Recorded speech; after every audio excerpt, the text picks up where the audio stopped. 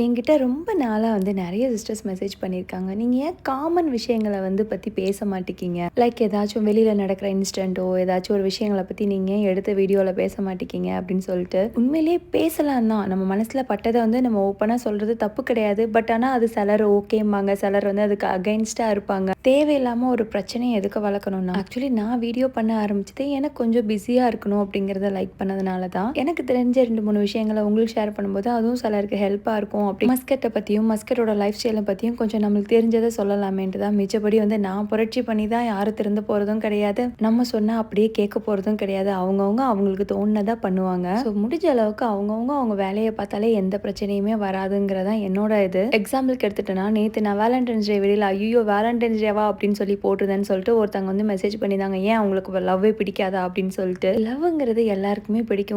ஆனா அதுக்கு ஒரு டேவா வச்சு கொண்டாடுறதுனால, அதனால எவ்வளோ பிரச்சனை வருதுன்னு தெரியுமா? எங்க ஊர் பக்கத்துல சில காலேஜஸ்லாம் லீவ் விட்டுட்டாங்க. ஏன்னா பிள்ளைங்கலாம் காலேஜுக்கு போறேன்னு சொல்லிட்டு வெளியில பசங்களோட சுத்த ஆரம்பிச்சிட்டாங்களாம். இந்த மாரி இன்சிடென்ட்லாம் நடக்கும்போது என்னால அக்ரி பண்ண முடியல. அதனாலேயே நான் பொதுவா காமனா வந்து எதையுமே நான் பேசிக்கிறது கிடையாது. நம்ம உண்டு நம்ம வேலை உண்டுட்டு இருந்தா எந்த பிரச்சனையும் வராதுன்னு தான் நினைப்பேன். Thank you so much. By.